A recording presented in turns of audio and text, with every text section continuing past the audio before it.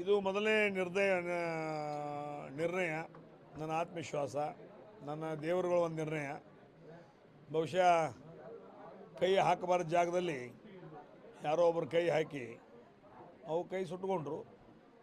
ಆದರೆ ನನ್ನ ಜನ, ನಮ್ಮ ತಾಲೂಕು, ನಮ್ಮ ಸ್ವಾಭಿಮಾನ, ನಮ್ಮ ಸಂಘ ಸಂಸ್ಥೆಗಳು, ನಮ್ಮ ಜನರಲ್ಲೇ ಇರಬೇಕು ಅನ್ನುವಂಥ ಅವರ ಪ್ರೀತಿ, ಆ ನಿಟ್ಟಿನಲ್ಲಿ ನಮ್ಮ ತಾಲೂಕಿನ ದೇವರು ಇದೊಂದು ಪ್ರಚಂಡವಾಗಿರ್ತಕ್ಕಂಥ ಭರ್ಜರಿ ಜಯವನ್ನು ನಮಗೆ ಒದಗಿಸಿಕೊಟ್ಟಿದ್ದಾರೆ. ನನ್ನ ದೇವರುಗಳಿಗೆ, ನನ್ನ ತಾಲೂಕಿನ ಜನರಿಗೆ, ನನ್ನ ತಾಲೂಕಿನ ಹಿರಿಯರಿಗೆ ಮತ್ತು ಮತದಾರರಿಗೆ ಈ ಗೆಲುವನ್ನು ನಾನು ಸಮರ್ಪಣೆ ಮಾಡ್ತೀನಿ.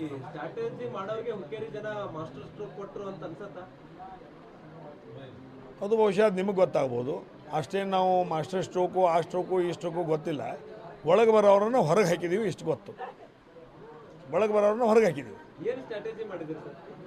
ಏನು ಸ್ಟ್ರಾಟಜಿ ಇಲ್ಲ. ನಮ್ಮ ತಾಲೂಕ ನಾವು ಸುರಕ್ಷಿತವಾಗಿರಬೇಕು.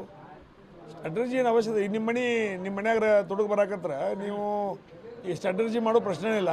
ಹಿತ್ತಲ ಬಾಗಲ, ಮುಂದಿನ ಬಾಗಲ ಸರಿ ಮಾಡಿ ಇಟ್ಕೊಂಡು, ಮ್ಯಾಗಿನ ಹಂಚ ಸರಿ ಮಾಡಿ ಇಟ್ಕೊಂಡು ಹೋಗ್ಬೇಕು. ಇಷ್ಟೇ. ಸ್ಟ್ರಾಟಜಿ ಅವಶ್ಯಕತೆ ಇಲ್ಲ. ಬೇರೆದವ್ರನ್ನ ಮನೆಗೆ ಬರಬಾರ್ದು ಅನ್ನೋಂಥ ವ್ಯವಸ್ಥೆಯಲ್ಲಿ ನಾವಿರಬೇಕು.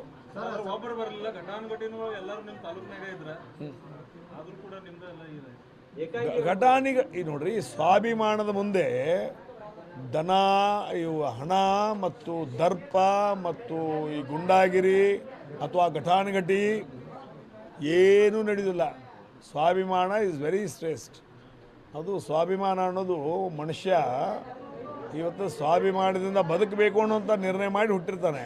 ಆ ನಿಟ್ಟಿನಲ್ಲಿ ಸ್ವಾಭಿಮಾನ ಬಹಳ ಶ್ರೇಷ್ಠ ಇದೆ. ಆ ಸ್ವಾಭಿಮಾನ ಜನ ಇವು ಯಾವುದಕ್ಕೂ ಬಗ್ಗದೇ ಸ್ವಾಭಿಮಾನದ ಮುಖಾಂತರ ಮತ ಚಲಾವಣೆ ಪ್ರಚಂಡವಾಗಿರ್ತಕ್ಕಂಥ ಗೆಲುವನ್ನು ಕೊಟ್ಟಿದ್ದಾರೆ. ನಾನು ಅದು ಹೇಳಿದ್ವಿ, ನೀವು ತಪ್ಪಾಗಿ ಉಲ್ಲೇಖ ಮಾಡ್ತಾ ಇದ್ದೀರಿ.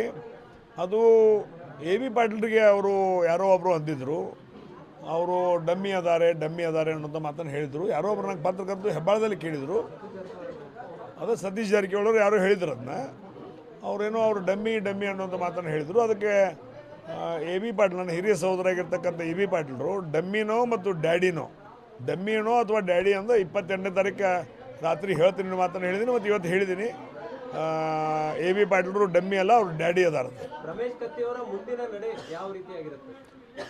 ಮುಂದಿನ ನಡೆ ಒಂದು ಎಲ್ಲರನ್ನು ಕರ್ಕೊಂಡು ಸಹಕಾರಿ ಕ್ಷೇತ್ರ, ಶೈಕ್ಷಣಿಕ ಕ್ಷೇತ್ರ, ಧಾರ್ಮಿಕ ಕ್ಷೇತ್ರವಾಗಿ ಒಂದು ದಿವಸ ನಮ್ಮ ಜಿಲ್ಲೆಯಲ್ಲಿ ಸಾಕಷ್ಟು ಮುಂದುವರೆದಂಥ ತಾಲೂಕು. ಎಲ್ಲ ಸಮಾಜ ಇವತ್ತು ದಿವಸ ನಮ್ಮ ಜೊತೆ ಉಳಿಬೇಕು. ಎಲ್ಲ ಸಮಾಜಗಳನ್ನ ನಾವು ಜಕ್ಕೊಂಡು ಹೋಗ್ಬೇಕು. ಎಲ್ಲ ಸಮಾಜಗಳನ್ನ ಹಿತವನ್ನು ಬಯಸಬೇಕು. ಎಲ್ಲ ನಮ್ಮ ಮನೆಯಾಗೆ ಇರಬೇಕು. ಎಲ್ಲ ನಮ್ಮ ಮನೆಯಾಗೆ ಇರಬೇಕಂತಂದ್ರೆ ಇವತ್ತು ದಿವಸ ಇದು ಪ್ರಜಾತಂತ್ರ ವ್ಯವಸ್ಥೆ. ಪ್ರಜಾತಂತ್ರ ವ್ಯವಸ್ಥೆಯಲ್ಲಿ ಒಂದು ಮನ್ಯಾಗ 3 ಜನ MLA ಗಳು, ಒಂದು ಮನ್ಯಾಗ ಒಬ್ಬರ MLC, ಒಂದು ಮನ್ಯಾಗ ಒಬ್ಬರು MP ಅಂದ್ರೆ ಬಾಕಿ ಜಿಲ್ಲಾ ಜನ ಏನು ಮಾಡಬೇಕು? ಆ ಒಂದು ನಿಟ್ಟಿನಲ್ಲಿ ಇವತ್ತು ದಿವಸ ರಮೇಶ್ ಕತ್ತಿ ಮುಂದಿನ ಗುರಿ ಏನಂದರೆ, ಇವತ್ತು ಜಿಲ್ಲೆಯಲ್ಲಿರ್ತಕ್ಕಂಥ ಎಲ್ಲ ಜನರನ್ನು, ಎಲ್ಲ ಹಿರಿಯರನ್ನು, ಎಲ್ಲ ಸಮಾಜದವರನ್ನು ತೆಕ್ಕೆ ಹಾಕ್ಕೊಂಡು ಅವ್ರನ್ನ ರಾಜಕೀಯವಾಗಿ, ಧಾರ್ಮಿಕವಾಗಿ, ಶೈಕ್ಷಣಿಕವಾಗಿ, ಸಹಕಾರ ರಂಗದಲ್ಲಿ ಎಲ್ಲ ರಂಗದಲ್ಲಿ ಬೆಳೆಸುವಂಥ ಕೆಲಸ ಮಾಡುವಂಥ ಪ್ರಯತ್ನ ಮಾಡ್ತೀನಿ. ಸಹಕಾರ ರಂಗ ಧ್ರುವೀಕರಣ ಮಾಡಿಸುವ ಪ್ರಯತ್ನ ಮಾಡ್ತೀನಿ. ಅವಶ್ಯವಾಗಿ ಆಗಲೇಬೇಕು. ಒಂದು ವೇಳೆ ಸಹಕಾರ ರಂಗ ಧ್ರುವೀಕರಣ ಆಗದೇ ಹೋದರೆ ಈ ಬರುವಂಥ DCC ಬ್ಯಾಂಕು ಮುಂದಿನ 5 ವರ್ಷಕ್ಕೆ DCC ಬ್ಯಾಂಕ್ ಎಲೆಕ್ಷನ್ ಆಗೋದಿಲ್ಲ. ಯಾಕೆ ಬ್ಯಾಂಕೇ ಇರೋದಿಲ್ಲ. ಅದು ಮುಂದೆ ಬ್ಯಾಂಕ್ ಇದ್ರೇ ಎಲೆಕ್ಷನ್. ಈಗ ಅವರು 3-4 ತಿಂಗಳ ಹಿಂದಿಂದ ಅವರು ಪ್ರಚಾರ ಮಾಡಕತ್ತಾರ. 3-4 ತಿಂಗಳ ಹಿಂದಿಂದ ಪ್ರಚಾರ ಮಾಡಕತ್ತಾರ.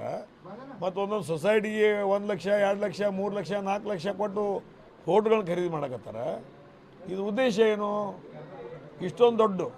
ಅದಕ್ಕೆ ನಾನು ಜಿಲ್ಲೆ ಎಲ್ಲ 15 ತಾಲೂಕಿನ ಜನರನ್ನ ವಿನಂತಿಯನ್ನು ಮಾಡ್ಕೊಳ್ತಾ ಇದ್ದೇನೆ. ಈ ಒಂದು ಚುನಾವಣೆ ಬಹಳ ಶ್ರೇಷ್ಠವಾಗಿದ್ದು, ಬಹಳ ಮಹತ್ವವಾಗಿದ್ದು. ಈಗಾಗಲೇ ಕಳೆದ 40 ವರ್ಷಗಳಲ್ಲಿ ಅಲ್ಲಿ ನಾನು ಸೇವೆ ಮಾಡಿದ್ದೇನೆ. 10 ವರ್ಷ ನಿರ್ದೇಶಕನಾಗಿ, 5 ವರ್ಷ ಉಪಾಧ್ಯಕ್ಷನಾಗಿ ಮತ್ತು 28 ವರ್ಷ ಅಧ್ಯಕ್ಷನಾಗಿ ಕೆಲಸ ಮಾಡಿದ್ದಾನೆ. ಆದರೆ ರೈತರಿಗೆ ಇವತ್ತು ದಿವಸ 3,500ಕ್ಕಿಂತಲೂ ಹೆಚ್ಚು ಕೋಟಿ ಶೂನ್ಯ ಬಡ್ಡಿ ದರದಲ್ಲಿ ಸಾಲವನ್ನು ಕೊಟ್ಟಿದ್ದೀವಿ. ಮತ್ತು 4 ಸರ್ಕಾರಗಳು ಏನು ಸಾಲ ಮನ್ನಾ ಮಾಡಿದ್ದಾರೆ.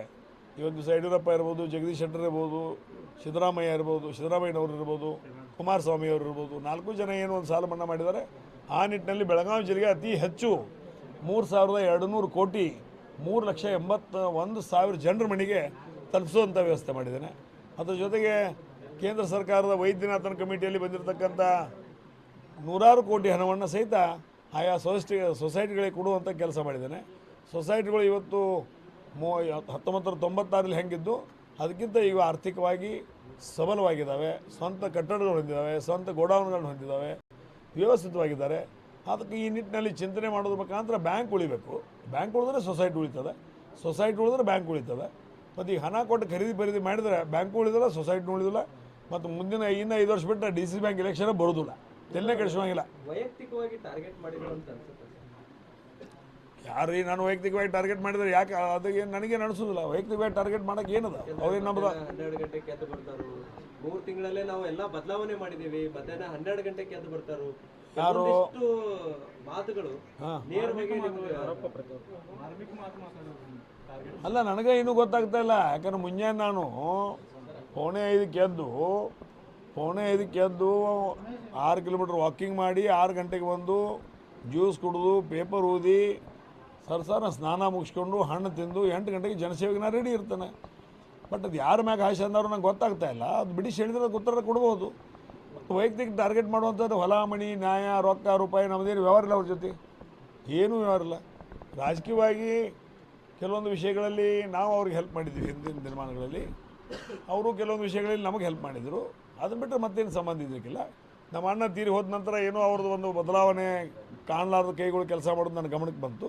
ಅದಕ್ಕೊಂದು ಏನು ನಿರ್ಣಯ ಮಾಡ್ಬೇಕು ಅನ್ನುವಂಥ ಮಾತನ್ನು ನಾನು ತೊಗೊಂಡು ಆ ಪ್ರಕಾರ ನಿರ್ಣಯ ಮಾಡಿ ಮುಂದುವರಿತಾ ಇದ್ದೀನಿ.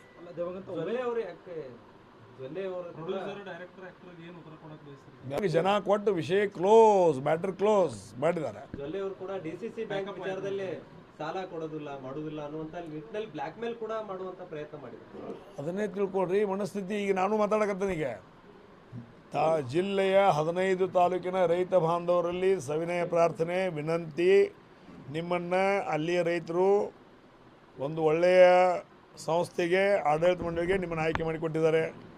ಆ ಒಂದು ನಿಟ್ಟಿನಲ್ಲಿ ನಿಮ್ಮ ಒಂದು ಆಡಳಿತ ಮಂಡಳಿ ಒಬ್ಬರಿಗೆ ನೀವು ಠರಾವ್ ಕೊಡಬೇಕಾಗುತ್ತೆ. ಆ ಠರಾವ್ ಕೊಡ್ರಿ. ಆ ಠರಾವ್ ಮಾರ್ಕೋಬೇಡ್ರಿ. ಆ ಠರಾವ್ ಮಾರ್ಕೊಂಡ್ರೆ ಡಿ ಸಿ ಬ್ಯಾಂಕ್ ಮುಣುಗ್ತದೆ. ಆ ಠರಾವ್ ಮಾರ್ಕೋಬೇಡ್ರಿ. ಠರಾವನ್ನು ಒಳ್ಳೆಯ ಜನ ಸಹಕಾರಿ ಕ್ಷೇತ್ರದಲ್ಲಿ ರೈತರಿಗೆ ಅನುಕೂಲವಾಗುವಂಥ ಯೋಜನೆಗಳು ತರುವಂಥದ್ರ ಜೊತೆಗೆ ರಾಜ್ಯ ಮತ್ತು ಕೇಂದ್ರ ಸರ್ಕಾರದ ಯೋಜನೆಗಳು ತಂದು ನಿಮ್ಮ ಮನೆ ಬಾಗಿಲು ಕೊಡುವಂಥ ಜನ ಏನಿರ್ತಾರಲ್ಲ ಅವ್ರಿಗೆ ತಾವು ಮತ ಹಾಕಿರಿ. ಡಿ ಸಿ ಬ್ಯಾಂಕ್ ಉಳಿತಾರೆ, ನಿಮ್ಮ ಸೊಸೈಟಿ ಉಳಿತದೆ. ನಿಮ್ಮ ಸೊಸೈಟಿಯಲ್ಲಿರ್ತಕ್ಕಂಥ PKPS ಇರ್ತಕ್ಕಂಥ ಎಲ್ಲ ರೈತ ಬಾಂಧವರಿಗೆ ಮತ್ತು ಇನ್ನೂ ಹೆಚ್ಚಿನ ಅನುಕೂಲತೆಗಳು ರಾಜ್ಯ ಸರ್ಕಾರ ಕೇಂದ್ರ ಸರ್ಕಾರದಿಂದ ತಂದು ಕೊಡುವಂಥ ವ್ಯವಸ್ಥೆ ಮಾಡ್ತೀವಿ. ಆ ಒಂದು ನಿಟ್ಟಿನಲ್ಲಿ ನೀವು ಆ ಹಣದಿಂದ ನಿಮ್ಮ ಉಡಿ ತುಂಬ್ಕೊಳ್ಳೋದೇ ಆ ಹಣವನ್ನು ಬೇಡ ಅಂತ ಹೇಳ್ರಿ. ಒಂದು ವೇಳೆ ತೊಗೊಂಡದ್ದು ತಿರುಗಿ ಕೊಡ್ರಿ. ಆ ಬ್ಯಾಂಕಿನ ಮುಖಾಂತರ ಎಲ್ಲ ರೈತರ ಜಿಲ್ಲೆಯಲ್ಲಿರ್ತಕ್ಕಂಥ 4.5 ಲಕ್ಷ ರೈತರ ಉಡಿ ತುಂಬುವಂಥ ಕೆಲಸ ನಾವು ಎಲ್ಲ ಸಮಾಜವನ್ನು ಕಟ್ಕೊಂಡು ನಾವು ಮಾಡುವಂಥ ಕೆಲಸವನ್ನು ಮಾಡೋಣ. ಇದರಲ್ಲಿ ರಾಜಕಾರಣ ನನ್ನ ಮನೆಗೆ ಬರಬೇಕು ನಿನ್ನ ಮನೆಗೆ ಬರಬೇಕು ಅನ್ನೋಂಥ ಭಾವನೆ ಇದೊಂದು ಅಹಂಕಾರದ ಶಬ್ದ ಆಗ್ತದೆ. ನಾವು ಸೇವಕರು, ಆ ಭಾಗದ ಒಂದು ತಾಲೂಕಿನ ಸೇವಕರಾಗಿ ನಮ್ಮನ್ನು ಆಯ್ಕೆ ಮಾಡಿಕೊಟ್ಟಿರ್ತಾರೆ. ಆ ಸಂಘ ಸಂಸ್ಥೆಗಳ ಸೇವೆ ಮಾಡಬೇಕು, ರೈತರ ಸೇವೆ ಮಾಡಬೇಕು. ಆ ಒಂದು ನಿಟ್ಟಿನಲ್ಲಿ ಒಳ್ಳೆಯವರನ್ನು ತಾವು ಇವತ್ತಿನ ದಿವಸ ನಿಮ್ಮ ನಿರ್ದೇಶಕನ ಆಯ್ಕೆ ಮಾಡಿಕೊಡ್ರಿ. ಒಂದು ವೇಳೆ ಹಣ ಏನಾದರೂ ತೊಗೊಂಡಿದ್ರೆ ಅದನ್ನು ತಿರುಗಿ ಕೊಡುವಂಥ ವ್ಯವಸ್ಥೆ ಮಾಡಿದ್ರೆ ಭಾಳ ಒಳ್ಳೆಯದು. ಮತ್ತು ಅದನ್ನು ತಿರುಗಿ ಕೊಡೋದೇ ತಾವು ಮತದಾನ ಮಾಡಿದರೆ ಇನ್ನು 5 ವರ್ಷದ ನಂತರ ಡಿ ಸಿ ಬ್ಯಾಂಕ್ ಉಳಿಯಾಗಿರೋ ಮಾತನ್ನು ಸಹಿತ ಹೇಳಲಿಕ್ಕೆ ಇಚ್ಛೆ ಪಡ್ತಾರೆ. ಕಡೆಯದಾಗಿ ಈ ಒಂದು ಫಲಿತಾಂಶ ಡಿಸಿಸಿ ಬ್ಯಾಂಕ್ ನಿರ್ದೇಶಕ ಸ್ಥಾನಕ್ಕೂ ಕೂಡ ಏನಾದರೂ ಮುನ್ಸೂಚನೆ ನನಗೇನಂಗೆ ಅನಿಸೋದಿಲ್ಲ. ನನ್ನ ಬೆಳಗಾವಿ ಜಿಲ್ಲೆಯ ಜನ 15 ತಾಲೂಕಿನ ಜನ ಇವತ್ತು ದಿವಸ ಭಾಳ ಪ್ರಬುದ್ಧರಿದ್ದಾರೆ. ಈಗ ಬಹುಶಃ ಅವ್ರ ಗಮನಕ್ಕೆ ಈ ವಿಷಯಗಳು ಬಂದಿರೋಂಗಿಲ್ಲ. ಈಗ ನಾನು ಹೇಳಿದಾಗ ಅದ್ರ ಬಗ್ಗೆ ಅರ್ಥ ಮಾಡಿಕೊಂಡು ತಿಳ್ಕೊಂಡು ಸರಿಯಾಗಿ ನಿರ್ಣಯ ತಗೊಳ್ತಾರಂತ ನಾನು ಇವತ್ತು ದಿವಸ ನಾನು ಭಾವಿಸ್ತೀನಿ. ಆ ನಿಟ್ಟಿನಲ್ಲಿ ಬರುವಂಥ ದಿನಮಾನಗಳಲ್ಲಿ ಜಿಲ್ಲೆಯನ್ನು ಸುತ್ತಾಡಿ ನನ್ನ ಜಿಲ್ಲೆಯನ್ನು, ಬ್ಯಾಂಕನ್ನು, ಠೇವದಾರ ರಕ್ಷಣೆಯನ್ನು, ಸಾಲಗಾರ ರಕ್ಷಣೆಯನ್ನು, PKPS ರಕ್ಷಣೆಯನ್ನು, ರೈತರ ರಕ್ಷಣೆಯನ್ನು, ಬ್ಯಾಂಕಿನ ಎಲ್ಲ ಸಿಬ್ಬಂದಿಗಳ ರಕ್ಷಣೆಯನ್ನು ಮಾಡುವಂಥ ಕೆಲಸವನ್ನು ಮಾಡ್ತೀನಿ.